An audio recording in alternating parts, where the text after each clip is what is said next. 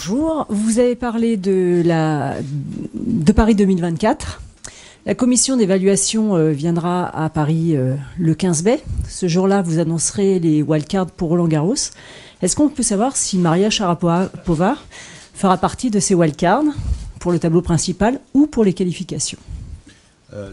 L'annonce sera faite plus précisément dans la semaine du 15 mai et l'annonce sera faite le 16 mai à 19 h en direct sur Facebook.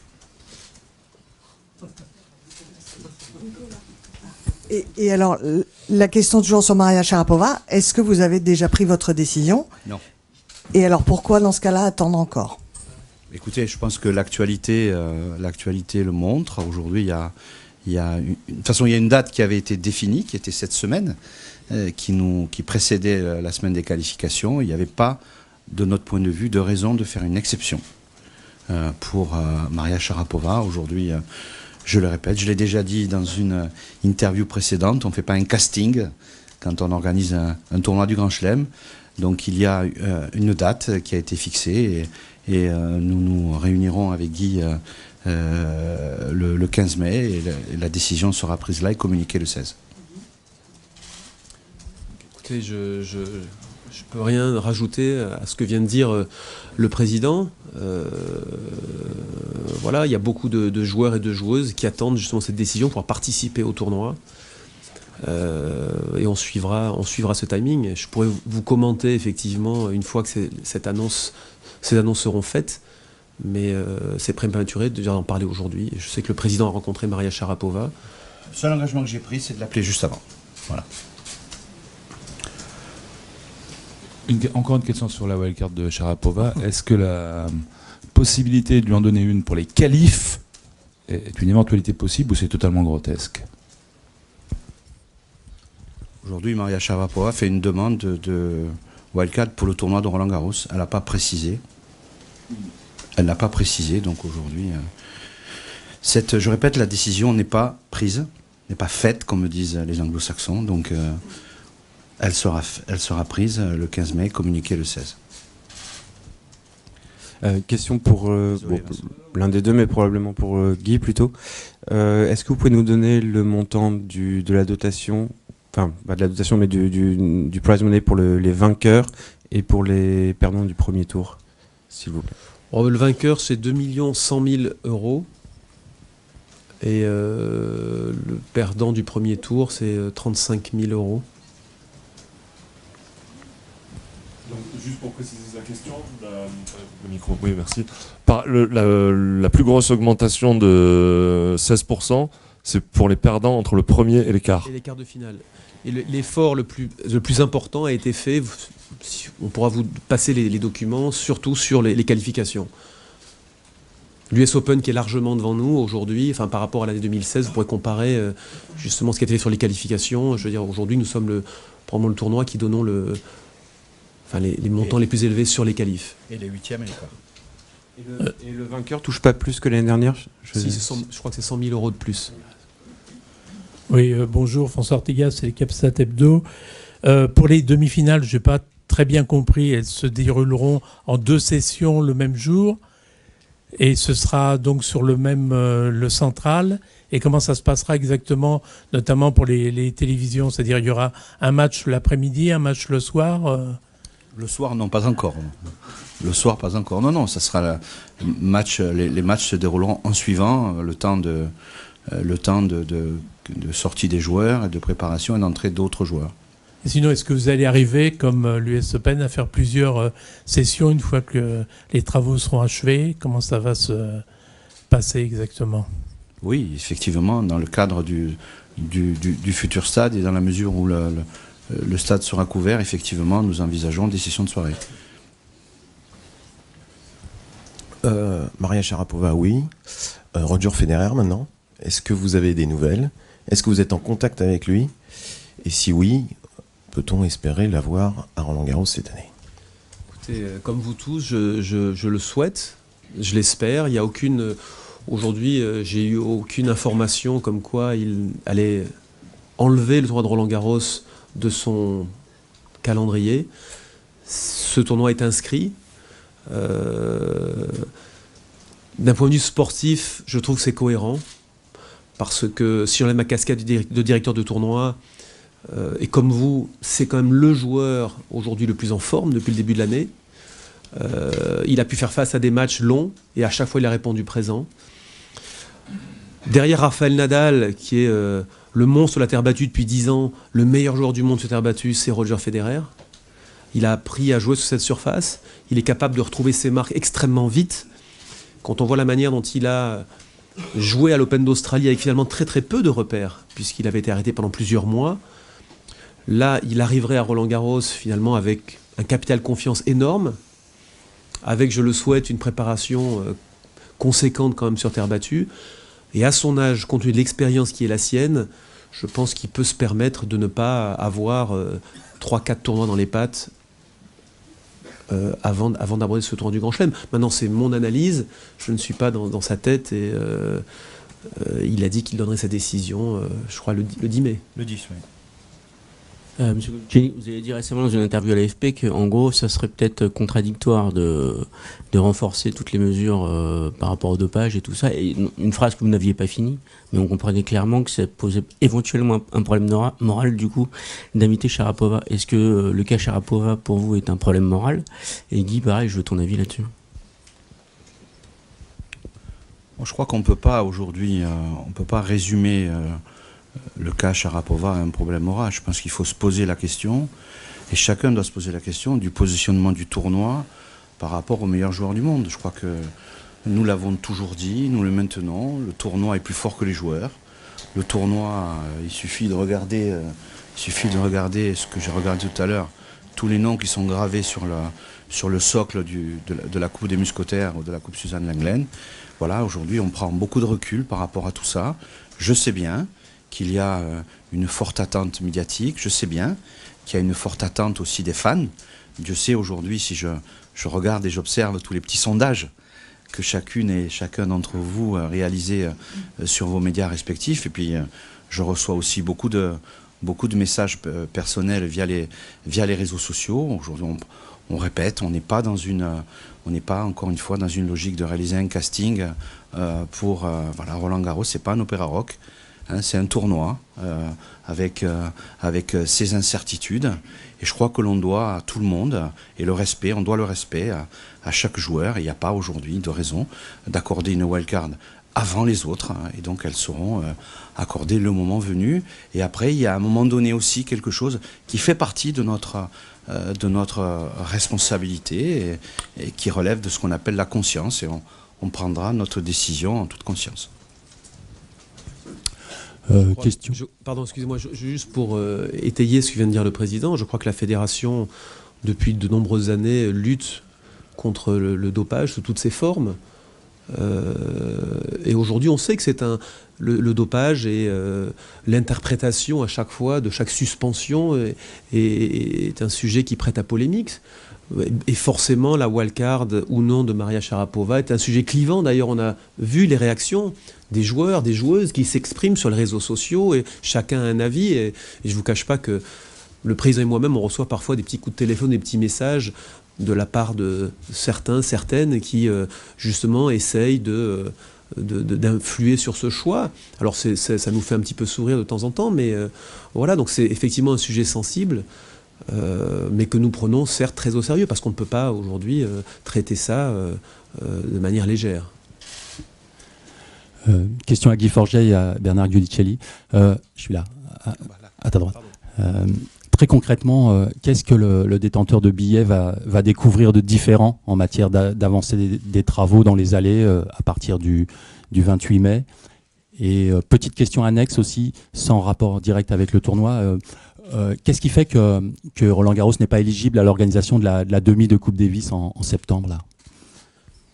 Compte tenu de la course contre la montre qui est engagée justement pour à chaque fois pouvoir accueillir les joueurs et les joueuses dans des conditions optimales, je veux dire, on est, je ne sais pas si tu as eu la chance, l'occasion de venir il y a un mois ou deux, on est sur un chantier, je veux dire, donc on est capable, et c'est la bonne nouvelle, de livrer un tournoi quand même, je trouve, extrêmement bien réussi sur un lieu historique qui est en chantier.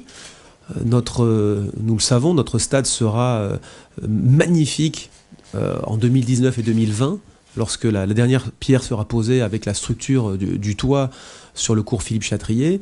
Entre-temps, on ne peut pas se permettre de prendre du retard effectivement sur... Mais peut-être pour être, puisque vous posiez la question très concrètement, il y a surtout tous les travaux d'étanchéité. Le Lenglen est un cours qui a été inauguré en 1994. Plus anciens s'en souviennent par Jacques Chirac. Et depuis, voilà, il a dépassé, je dirais, un stade de maintenance il y a une maintenance qui est obligatoire, notamment toute l'étanchéité, ce qui veut dire qu'il faut refaire tous les travaux d'étanchéité, déposer tous les sièges, décaper toute l'ancienne étanchéité, la refaire, et ça se fait en plein été parce que on prend pas de risque de faire des travaux d'étanchéité avec des risques de pluie. Donc ça va demander pratiquement tout l'été, et on va arriver au mois de septembre, ça va être difficile. Et puis il y a aussi des travaux sur la surface de jeu qu'il faut reconditionner. Donc tout ça fait que tout ça, c'est la première raison. La deuxième raison, elle est très simple, elle est en termes de sécurité. C'est que à partir du moment où vous accueillez un public de plus de 10 000 personnes, il faut qu'il y ait un périmètre de sécurité qui soit assuré. Et ce périmètre de sécurité, c'est le chantier. Donc vous le voyez, on ne peut pas cohabiter avec d'un côté un chantier avec des engins et des ouvriers, et de l'autre côté la surface. Puis je rajouterai deux autres points. L'autre point qui m'apparaît aussi important, c'est que les installations sportives et la Coupe Davis et la Fed Cup, certes, ça aurait été idéal, y compris pour les joueurs, de la jouer à la maison, parce que c'est comme ça qu'ils vivent Roland-Garros. Mais on tient quand même aussi à ce que le tennis bénéficie et aille dans les régions. On vient de vivre avec beaucoup d'entre vous une expérience tout à fait enthousiasmante à Roanne. Roanne, je veux dire, c'est sa population, son maire, ses jeunes, sa jeunesse a vécu un véritable rêve. Et je crois que c'est important d'offrir cette possibilité-là. Alors, aujourd'hui, on a 5 candidatures, donc deux candidatures indoor, 3 candidatures extérieures, qui sont en cours d'instruction et auxquelles on va s'attacher à répondre dans les meilleurs délais, au plus tard le 2. Par contre, j'avais oublié la première partie de votre question. Qu'est-ce qui change visuellement dans les allées pour le détenteur de billets cette année? Non, ce qui va essentiellement changer, c'est qu'il va y avoir des espaces d'accueil. Guy en parlait tout à l'heure. Le jardin des gourmets, il va y avoir donc sur l'allée, la future allée du village, allez, appelons-la comme ça. Et puis la future allée qui mène au Lenglen. Beaucoup d'espaces qui vont être offerts au public, des espaces de détente. Et puis il y aura aussi la volonté de communiquer. On va utiliser nos outils pour bien faire passer des messages sur la disponibilité des terrains avec les applications. Donc on rentre déjà dans l'ère à laquelle moi je suis très attaché du stade connecté, pour que avec notre application My Roland Garros, eh bien, le spectateur soit au courant, bien sûr de l'évolution des scores, mais aussi des possibilités de disposer des places dans le stade. Bonjour, Thomas Bourguignon, Newstank Sports Marketing. Une question un peu plus business. Quel est le chiffre d'affaires prévisionnel de ce Roland Garros 2017 ? Quelle est la part du sponsoring dans ce budget ? Et quelles sont les principales innovations business auxquelles il faut s'attendre pour cette édition 2017 dans la promotion du tournoi, dans la fan expérience ? La part, vous m'avez dit, du sponsoring, des partenariats. La part du partenariat, on doit être autour de 30%. Je pense que les principales innovations pour nos partenaires vont être de l'ordre du digital. On va renforcer cette expérience pour leurs invités. Et puis aussi nous allons développer avec nos partenaires plusieurs expériences, mais c'est surtout sur le tournoi 2018 qu'on en aura une concrétisation plus importante.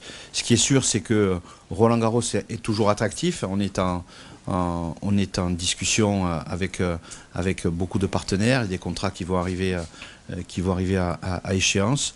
Je pense que c'est surtout cette dimension-là qui fait que eh bien, on est toujours rassuré ou rasséréné, si vous préférez, de la dimension de l'impact économique de notre tournoi. Chiffre d'affaires conséquent. Par définition, et c'est un budget prévisionnel, donc laissez-nous le temps de le réaliser. Je reviens au wildcard, et notamment Ouais. au... Non, Ça s'appelle les escaliers de Vincent, oui. Pas sur la joueuse russe. Mais je voulais parler du nouveau système d'attribution des wildcards avec les classements pris sur les tournois français. Où en êtes-vous? Existe-t-il un classement général? Est-ce qu'on peut suivre cette race? Un maillot jaune? Alors, tout d'abord, vous dire que nous avons une vraie volonté de développer cette culture de la gagne.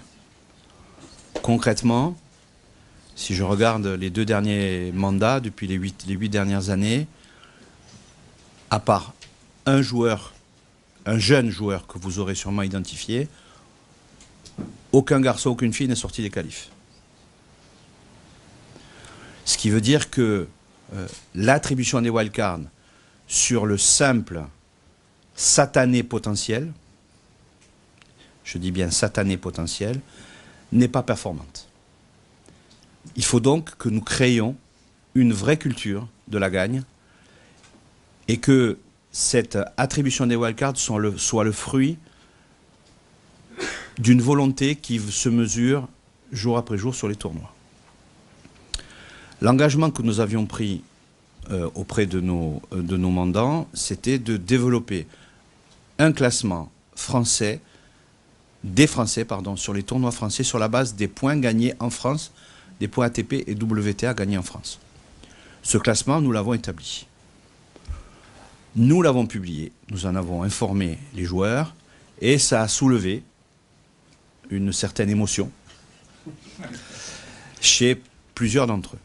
Donc nous avons consulté nos experts, en l'occurrence notre podium, et nous avons convenu, ce qui démontre qu'on est à l'écoute, je dirais, de notre écosystème des joueurs, nous avons convenu de conserver ce principe, mais de le revoir pour l'année prochaine. Nous allons établir une race pour l'année prochaine, qui va s'appuyer notamment, mais pas exclusivement, sur les tournois français. Alors ce qui est tout à fait intéressant, c'est que cette proposition-là a eu un effet. Hier soir, j'avais au téléphone Michel Blancano, tout le monde connaît, qui est le papa de Geoffroy, qui était à Grasse et qui était très surpris de voir des inscriptions massives sur ce tournoi de terre battue. Donc, ça me dit que ça nous fait quand même dire que on n'était peut-être pas juste dans le timing, mais on est sur le bon chemin. Il faut vraiment qu'on retrouve cette culture de la gagne. Tout à l'heure, je parlais de ce satané potentiel. Ça sera vraiment c'est un élément important de notre projet sportif pour les années qui viennent. Cette culture de la gagne, elle va passer par 3 éléments essentiels. Le premier, c'est de considérer qu'un champion, dès qu'il arrive au monde, est un être d'exception. Mais qu'il ne devient exceptionnel que parce qu'il a une famille. Et que cette famille, elle ne devient celle du champion qu'à partir du moment où elle est informée, voire formée. Il y a des familles qui ne sont pas prêtes à assumer le statut de leur enfant champion. Il y en a certaines qui y arrivent, il y en a certaines qui échouent, il y en a certaines qui explosent. Donc, pour nous, l'élément de la famille est l'élément important. Et puis le troisième élément, c'est la reconnaissance que nous devons avoir envers un monde qui est un monde professionnel. Nous sommes tous des dirigeants bénévoles, mais nous devons nous adapter aux réalités du professionnalisme et donc identifier le professionnel dès qu'il a des talents pour le devenir, le former, et nous allons instaurer ce contrat d'apprentissage à l'âge de 15 ans, dès que nos jeunes vont avoir un statut d'apprenti, champions. Et nous allons ensuite les accompagner, les professionnaliser, et je le répète, accompagner leur famille. Et puis, lorsque va arriver ce moment, on va dire autour de la 300e place mondiale, où ils auront la possibilité d'aller décrocher cette qualification pour le tournoi, eh bien, il faudra qu'ils l'acquièrent sur la base d'une course, et cette course, tout le monde en connaîtra les règles. C'est sans doute l'erreur que nous avons commise, et il faut l'assumer, et nous l'assumons, et je l'assume. Mais elle a démontré que le système de wildcard délivré en chambre à quelques-uns simplement au doigt mouillé, eh bien ça, moi en tous les cas, moi je n'en veux plus. Moi je n'ai plus envie de mettre un Gianni Mina sur le central, se faire exploser par Nadal. Voilà. Il faut former nos jeunes, il faut les aguerrir pour qu'ils arrivent à conquérir et à avoir la capacité de rivaliser au plus haut niveau. Bien sûr, Mathias Bourg a fait un match exceptionnel, mais qu'est devenu Mathias Bourg derrière? Comment il l'a vécu? Donc c'est cette graduation qu'il faut que l'on arrive à faire. Et puis il faut être aussi modeste et humble. Quand on voit la performance des Américains à l'Australian Open, avec leurs 5 jeunes qui sortent des qualifs, ben, tout ça, ça donne à réfléchir, ça rend modeste, ça rend humble. Et comme dit l'autre, on remet 100 fois l'ouvrage sur le métier pour repartir vers ce qui est notre cœur de métier, à savoir l'éclosion, l'accompagnement et la formation de champions. Les wildcards de Roland-Garros vont être les wagons qui manquent à la locomotive. Pour cette année, on va tenir compte de ces informations qui sont dans le classement. Ça va être un des indicateurs, mais nous allons attribuer les wildcards avec le directeur du tournoi, le futur DTN et moi-même. S'il vous plaît, un petit mot sur le nombre. Vous êtes Johan Finkel de Sport Eco. Le nombre de licenciés à la fédération, on sait que Roland-Garros est une vitrine formidable pour le tennis. Comment transformer finalement cette médiatisation en licenciés, où on en est aujourd'hui, le nombre de licenciés à la Fédé? C'est une très bonne question. C'est une très très bonne question parce que elle me permet de rebondir sur notre projet quand on l'a appelé la fédération intégrale. La fédération intégrale, c'est celle qui fait du tournoi l'élément moteur et l'élément attractif. Aujourd'hui, un joueur de tennis dépense chaque année 270 € pour pratiquer, en moyenne. Dans ces 270 € ne figure pas la possibilité d'acquérir des billets. Quand on fait 60 ou 80 matchs de tennis par an, on est un joueur passionné, mais on a autant de droits d'avoir des billets à Roland-Garros que celui qui vient de prendre sa licence. Donc l'impact du tournoi va nous permettre, 1, de reconnaître les licenciés fidèles, 2, de favoriser l'apparition de nouveaux licenciés, et 3, de jouer ce rôle, tout à l'heure Guy parlait du temple de la terre battue, de jouer ce rôle rituel de rapprochement avec notre tournoi. On est tous les dirigeants sont venus un jour au tennis parce que ça a été la conjonction entre un événement qui s'appelait Roland-Garros et des gens qui pratiquaient le tennis ou un club voisin. Donc c'est ce qu'on veut cultiver. L'autre point qui est important dans votre question, c'est qu'il y a entre 4 et 5 millions de pratiquants. Donc ça, cette étude qui a été faite par une agence européenne montre bien la marge de progression que nous avons. Ce qui se passe, c'est que l'offre de pratique dans les clubs s'éloigne aujourd'hui des modes de consommation et des modes de pratique du tennis. Et là où nous allons beaucoup investir, c'est dans le digital. Et le digital va être un moyen de relier les clubs à la fois de relier les pratiquants à la fois au club, mais aussi au tournoi, avec la possibilité d'obtenir des avantages par la fidélisation. Et donc, les licenciés fidèles auront plus accès au tournoi que les autres. Oui, bonjour, question pour Radio Caraïbes et plus précisément pour Guy Forget. Il y a un joueur ici qui est l'un des chouchous du public, souvent c'est Gaël Monfils. Depuis le début de sa carrière, il dit qu'il aimerait bien aller très loin à Roland-Garros. Et on sait aussi que Gaël Monfils, paradoxalement, plus il arrive en méforme à Roland-Garros souvent et plus il est performant. Comment vous le voyez cette année, Gaël? J'espère qu'il n'allait pas. Écoutez, j'espère qu'il a eu deux problèmes un petit peu... gênant pour lui. Il a eu une espèce de fissure dans le tendon d'Achille et une chondropathie au niveau de sa rotule. Donc c'est pas des blessures anodines. J'espère qu'il va pouvoir justement arriver sur le tournoi. Il sera forcément en manque de match, mais surtout avec des moyens physiques récupérés à 100%. Parce que le président l'a dit tout à l'heure, on ne peut pas bien figurer dans ce tournoi. C'est un des tournois les plus exigeants d'un point de vue physique, sur la durée des matchs. Et Gaël est un joueur qui sollicite beaucoup justement son corps, avec des immenses courses. C'est un défenseur extraordinaire. Donc voilà, il y a une course contre la montre dans son cas, là, je pense, qui est engagée. On espère qu'il sera prêt le jour J. Juste pour compléter la question, mais prendre un petit peu de recul, puisque vous êtes de Radio Caraïbes, vous dire que notre projet, dans le volet international de notre projet, est la Ligue d'Outre-mer. Et la volonté qui est la nôtre aujourd'hui, c'est d'accroître la notoriété du tennis dans ces régions et dans ces ligues ultramarines pour en faire la base avancée de la France dans ces territoires. Et notamment pour ce qui est de la Caraïbe, eh bien, de nouer des liens avec la fédération américaine et leur camp d'Orlando. Donc aujourd'hui, il y a dans ces régions de véritables athlètes, et Gaël en est une illustration, mais il y en a plein. Ce qui nous frustre, c'est que ça nourrit plus les autres sports que le tennis. Donc on sait aujourd'hui la contribution que les Caribéens ont au football ou par ailleurs ou la Réunion au handball ou d'autres sports ou au basket ou au judo, sans parler bien sûr de l'athlétisme.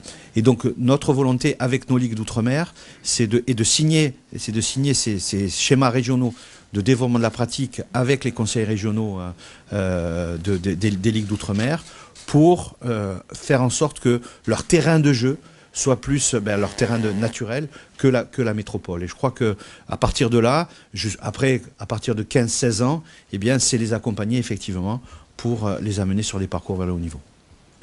Guy, c'est la première fois qu'il y a une double billetterie le vendredi. Est-ce que tu sais combien de temps ça va prendre pour vider le stade? Est-ce que les gens vont pouvoir rester dans le stade ou quitter Roland complètement? Est-ce que du coup, est-ce que du coup l'heure de début de la première demi sera avancée parce que le premier match peut durer 5 heures? Enfin voilà, quelles conséquences d'organisation globale sur cette histoire de double demi? Non, on est parti sur une vingtaine de minutes. Ça sera entre 20 et 30 minutes pour faire sortir justement un certain nombre de gens. Mais tu sais, entre le fait de faire l'interview sur le terrain, après de nettoyer le court, je crois que quand les gens ont vu une première demi-finale, de toute façon, souvent, les gens ont besoin un peu de sortir, d'aller se dégourdir les jambes, d'aller boire un peu d'eau, d'aller grignoter quelque chose. C'est dur de rester des fois 8 heures sur un fauteuil donc voilà, donc on va s'y prendre à l'avance. On n'est pas, à moins qu'il y ait des conditions climatiques difficiles, mais on n'est pas du tout inquiet. Je veux dire, 2 matchs dans une après-midi avec un break d'une demi-heure, ça passe largement. C'est 12h40, on fera rentrer sur le cours 12h45 avec un match pas avant 13h. Donc, ouais. Bonjour, Margot Arnard de France Télévisions. C'était plus tard l'année dernière, non? Je dis. Il était il y a 2 ans. D'accord. Rebonjour. Bonjour. Je voudrais à nouveau revenir sur Sharapova, sur quelque chose que vous avez dit. Vous avez dit que c'était pas un casting Roland-Garros à juste titre, mais Roland-Garros c'est quand même un tournoi avec des grosses têtes d'affiche. On sait que Serena Williams ne sera pas là. Et est-ce que c'est quelque chose qui va peut-être peser dans la balance pour la décision qui va être prise? Non, absolument pas. J'ai déjà répondu à cette question. D'abord, vous dire qu'on est tous très heureux pour Serena. C'est toujours donner la vie, c'est quand même quelque chose d'extraordinaire, surtout pour une championne. Nous aujourd'hui, Serena est en congé de maternité, donc on va la prendre comme ça. La situation de Maria Sharapova est tout autre. Il n'y a pas aujourd'hui d'équilibrage envisagé. Les sujets seront traités de façon tout à fait séparée. Quels sont juste les pour et les contre? Alors, si votre décision n'est pas encore prise, quels sont les pour et les contre qui pèsent actuellement dans la balance? Il se situe entre mon oreille droite et mon oreille gauche. Oui, Bruno Cuaz ici. Bonjour Bruno. Salut. J'ai une question. Il y avait les années précédentes un directeur général qui pilotait, je crois, le tournoi au jour le jour. Cette année, j'ai pas l'impression qu'il y en ait encore un qui a été nommé. Est-ce que c'est prévu ou pas? Ou est-ce qu'il sera piloté différemment cette année que les années précédentes? Ça, c'est vraiment des questions de ceux qui ont les cheveux très très blancs. Il n'y a pas de directeur général actuellement pour piloter le tournoi. Il y a un président qui a en charge directement le tournoi et les équipes de France, comme ça vous a été communiqué, et puis il y a un directeur de tournoi qui aura cette vocation, et puis bien entendu, je m'appuierai sur Christophe Fagnès, qui est le directeur opérationnel de l'événement. Je voudrais qu'on évoque le cas Océane Dodin. Quand est-ce qu'elle va passer devant la commission des litiges? Est-ce que ce sera avant Roland-Garros? Et si c'est avant Roland-Garros, est-ce qu'on peut imaginer qu'Océane Dodin soit privée de Roland-Garros? Alors, la commission des litiges est saisie. Pour l'instant, je n'ai pas la date à laquelle elle sera convoquée. En revanche, pour être tout à fait transparent, il y a un accord qui existe aujourd'hui entre le comité du Grand Chelem et l'ATP et la WTA, qui une espèce d'immunité, on va dire, qui exonère, je dirais, les joueuses et les joueurs classés à l'ATP et la WTA de sanctions domestiques. Donc, ce qui veut dire que en cas de sanction ou de suspension, Roland Garros ne serait pas concerné pour Océane Dodin. Bonjour, oui. Louis Vix, Infosport Plus, Canal Plus au fond. Monsieur Forget, vous avez dit qu'il y aurait des coups à jouer dans les deux tableaux cette année. Qu'est-ce qui manque encore, selon vous, à Lucas Pouille et à Kristina Mladenovic pour pouvoir percer et faire vraiment une belle performance dans ce tournoi cette année? Pas grand-chose, justement. C'est pour ça que je suis optimiste et j'ai hâte, comme vous, de les voir pratiquer leur meilleur tennis sur cette quinzaine. Vous savez, un tournoi comme Roland-Garros, c'est un petit peu un marathon. Autant match de Coupe Davis, c'est sur un week-end, on a 2 parties à jouer. Roland-Garros, il faut gagner 7 matchs. Le chemin est long, c'est semé d'embûches. En fonction des conditions climatiques, les cours changent de vitesse. Et il faut s'adapter à des adversaires différents. Et c'est souvent après des joueurs de métier qui s'imposent, excepté Rafael Nadal ou Michael Chang dans leurs plus jeunes années. Mais on apprend le jeu sur terre battue et on l'acquiert justement au bout de quelques participations. Et je crois que Lucas aujourd'hui, justement, est dans une situation où il commence à avoir de la bouteille. Kristina, c'est pareil. L'un et l'autre jouent le meilleur tennis de leur carrière, mais on n'a peut-être pas encore vu justement leur véritable potentiel sur un tournoi comme celui-là. On se souvient de Lucas face à Rafael Nadal à New York, qui nous avait bluffé justement, mais c'était pas son niveau moyen, c'était son niveau optimal sur un match précis. Aujourd'hui, je pense qu'il est peut-être capable de reproduire ce genre de match, peut-être coup sur coup, et c'est peut-être ça qui leur manque. Donc voilà, ce qu'a fait Kristina en Coupe Davis, on sent qu'il y a maintenant une espèce de profondeur chez elle, une espèce de constante, on sent qu'elle est beaucoup plus sereine. Je pense que le rôle de Yannick aussi n'est pas négligeable dans cette métamorphose. Donc voilà, je suis optimiste, je crois en eux et j'espère qu'ici ils vont faire l'un et l'autre un beau parcours avec le soutien du public. Je reviens peut-être une dernière fois sur Sharapova. Ça ne vous a pas échappé qu'un quotidien anglais a annoncé qu'elle aurait une wildcard qualif. Donc, si elle joue les qualifs, ce sera sur le cours 17, ou alors vous avez un plan B sur le 1 parce que les télés seraient éventuellement intéressés? Ça, on vous le dira le 17. Ben oui, non, puisque le 16 on annonce, mais c'est sur Facebook, on ne pourra pas avoir le plaisir d'avoir vos questions. Oui. It's a question for Monsieur Forget. You've talked about the development of players in France from a young age. Is there an acceptance or is there a recognition now within the federation that France has been producing lots of high quality players, but not a bunch of very, very high quality players, and that seems to be the problem? Well, there are a lot of countries that envy our system, because I think the federation throughout the years, although the system is not perfect, but has produced a numerous number of good players, whether men's or women's. I think the role of a federation is to make sure the promotion of the game, to make sure that they raise children from a young age to a professional level with values, And I think our elected people have done a great job throughout the years. I'm a product, or Yannick Noah is a product of the French Tennis Federation program.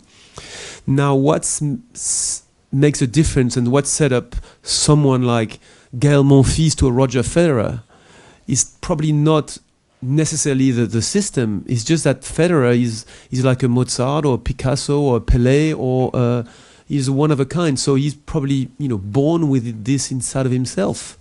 I don't think probably Roger works harder than David Ferrer or Rafael Nadal or Arnaud Clément at the time.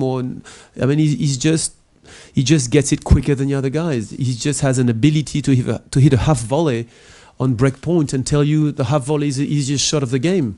And he has said so. I know a friend of mine, I talked to him after he had beaten Nadal in Melbourne. And you remember the number of half volleys he hit. He didn't want to hit the backhand over his shoulder, so he just stepped in and he hit it a half volley, and sometimes like 4 or 5 in a row, and then hit a winner.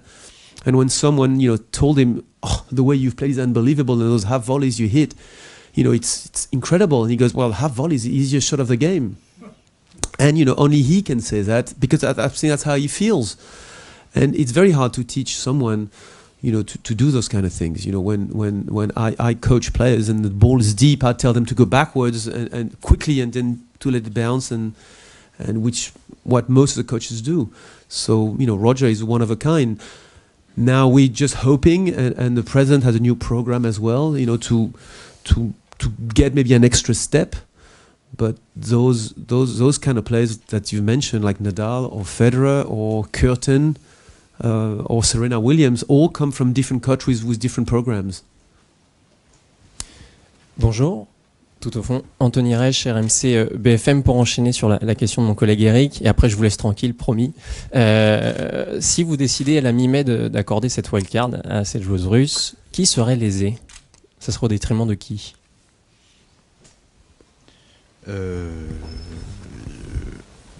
Au détriment de personne, puisque par définition, à partir du moment où nous attribuons une wildcard, c'est qu'on considère que la personne la mérite.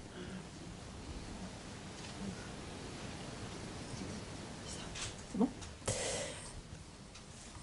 Quand allez-vous nommer un nouveau DTN, et quel est le profil que vous attendez, et quels sont les candidats actuellement, et qu'est-ce que vous attendez d'eux?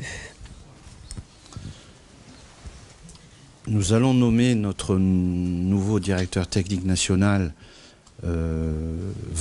samedi, à l'issue du comité exécutif où nous allons les auditionner. Actuellement, nous avons 4 candidats. Donc, Thierry Tulane, Pierre Chéret, je l'ai appelé Patrice, pardon, Pierre Chéret, Corinne Vanier et Jean-Luc Cottard. Donc ils ont établi leur projet au regard de ce que nous attendions d'eux. La première chose que l'on attend d'eux, c'est de nous, sur la base de notre projet fédéral qui rejoint la question qui vient d'être posée, on a démontré nos capacités à sortir des joueurs de haut niveau. Aujourd'hui, avec les États-Unis, nous sommes la fédération qui compte le plus, le pays qui compte le plus de joueurs classés à l'ATP, mais on veut passer à une autre dimension, qui est celle de fournir à notre pays des joueuses et des joueurs capables de gagner des titres majeurs, et pas qu'une fois. Donc ça veut dire que si on regarde le palmarès, ne serait-ce que des hommes à Roland-Garros, ou sur les grands chelems masculins tout simplement, depuis 1932, date de la victoire du dernier mousquetaire, on a gagné 3 grands chelems. Pour une nation comme la nôtre, c'est très peu. Donc ça, c'est la première chose qu'on demande à nos candidats.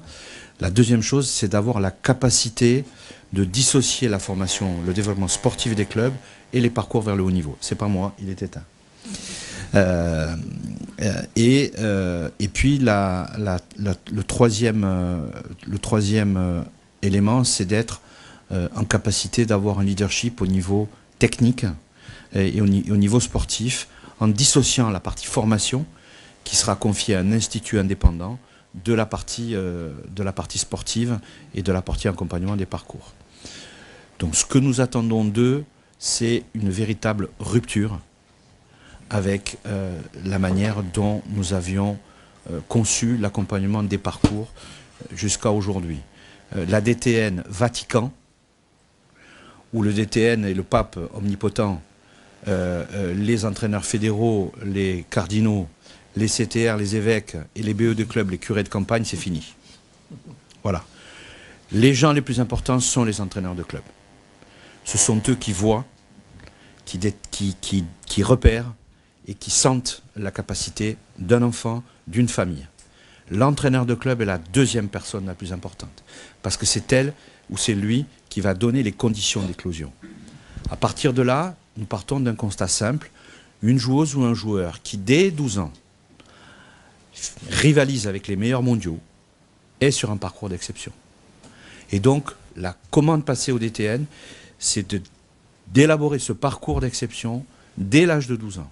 Et même entre 7 et 12 ans, les habiletés, les adresses, la motivation, l'amour du jeu font partie des indicateurs que nous devrons être en capacité de repérer et d'accompagner.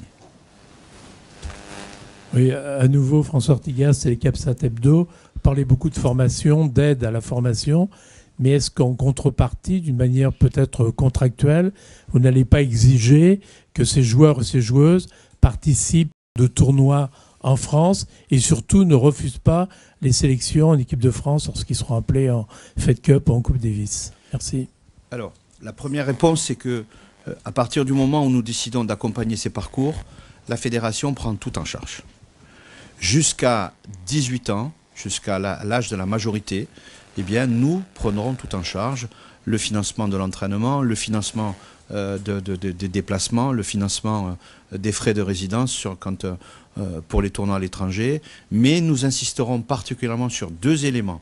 Le premier, c'est le médical. Ça veut dire qu'on va renforcer le pouvoir du médecin dans l'arbitrage des parcours, à la fois sur la prévention des blessures et puis sur le lien avec la dimension psychologique. Le médecin et les médecins dans les régions vont jouer le rôle d'une tour de contrôle sur ces parcours. Ensuite, lorsque le joueur arrive à 18 ans et qu'il est majeur, effectivement, il va signer un contrat avec la fédération par lequel il va s'engager à jouer les rencontres pour les équipes de France lorsqu'il sera ou elle sera sélectionnée. Mais il va surtout aussi s'engager, jusqu'à ce qu'il atteigne la 100e place mondiale, à reverser une partie de ses gains au club AUX qui l'ont formé. Donc il y a un retour sur investissement qui va être fait pour les clubs formateurs. Lorsque le joueur ou la joueuse atteindra la 100e place mondiale, devra sortir du nid. On considère, et on l'a vu aujourd'hui avec notre prize money, que nous et les autres grands chelems lui auront donné les moyens d'avoir sur son budget les recettes suffisantes pour financer son développement. Nous, bien sûr, nous continuerons à assurer notre présence, une espèce de soutien épisodique s'il y a un coach qui faillit, le besoin d'un kiné, et puis bien entendu notre centre d'entraînement qui va devenir notre véritable académie fédérale. Et à cette occasion-là, à ce moment-là, effectivement, eh bien, nous ferons et nous mettrons en application les règles que nous avons rappelées, que nous avons édictées, à savoir qu'une sélection ne se refuse pas et qu'un refus de sélection est un acte répréhensible qui est passible de la commission des litiges. Bonjour, Rémi Bouriard, Tennis Magazine. Juste un petit point plus détaillé sur la configuration du stade par rapport à l'année dernière. Guy, tu as dit que ça se jouerait sur 15 cours, peut-être 16 en cas de problème. Par rapport à l'année dernière, est-ce qu'il y a des cours annexes qui ont disparu, enfin qui ont été... Est-ce que... Non, on est sur le... Même format. Même format, ouais. Pareil. Oui, on a 31 cours en tout, dont 16 de compétition et 15 de... On en a récupéré 2 de plus au stade Jean-Bouin, qui n'étaient pas encore refaits l'année dernière. Ils ont été rajoutés donc cette année. On était sur 9 sur le Jean-Bouin l'année dernière, on en a 11 cette année. Il faut surtout insister sur Jean-Bouin parce que par rapport à notre projet, Jean-Bouin est un club quand même, hein, faut pas l'oublier. Et de voir que ce club offre à l'élite mondiale des conditions c'est un havre de paix, les joueurs s'y sentent très bien, les évaluations que l'on a faites l'an dernier l'ont montré, est un véritable atout supplémentaire pour le tournoi. Il y a bien un endroit où on se prépare, où on peut se restaurer, où on peut se soigner, où on peut se préparer physiquement et se détendre. Et puis il y a vraiment l'espace de compétition que constitue le stade en lui-même. Le futur stade Roland-Garros va-t-il permettre une nouvelle politique marketing avec un retour d'un village de marque de tennis à terme, ou c'est pas du tout dans l'optique de la fédération? Un retour d'un village de marque? Pourquoi il y a un village de marque qui est parti? Disons qu'aujourd'hui Babolat est le partenaire de la fédération et que les autres marques tennis n'ont pas un droit d'entrée, et c'est pas forcément ce qu'on peut voir sur d'autres tournois. Quelle est la politique à terme dans les capacités plus grandes? Non, je crois qu'il y a deux dimensions. La première, c'est que nos partenaires sont nos partenaires et donc bénéficient d'une exclusivité dans le tournoi. On peut pas. Un tournoi, c'est pas une foire, hein, disons les choses. En revanche, j'évoquais tout à l'heure les 270 € de panier moyen du joueur de tennis. Nous avons organisé, vous le savez, nos états généraux des clubs le 1er avril, et nous organiserons pendant le tournoi le tennis Paris Master, nous allons organiser les états généraux de notre écosystème, où on retrouvera les fabricants d'articles de sport, les médias, mais aussi tous les acteurs de l'écosystème. Et c'est à cette occasion-là que nous aurons des échanges sur le devenir du jeu et sur l'impact que peut avoir la fédération dans l'orchestration de cet écosystème. Guy, juste par rapport à Roger, tu as une date précise convenue avec lui pour arrêter cette décision ou pas du tout? Non, à part celle qu'il lui a donnée, je pense que s'il est convaincu plus tôt qu'il est prêt à jouer, peut-être qu'il l'annoncera. Après, on est le tournoi de Roland-Garros, on n'a pas besoin d'appeler les joueurs et pour savoir s'ils vont venir. Alors tu viens, vous pouvez faire si vous voulez. Et si malheureusement, je pense pour lui, il décidait de faire l'impasse, je pense que Rafa, Novak et Andy Murray seraient ravis.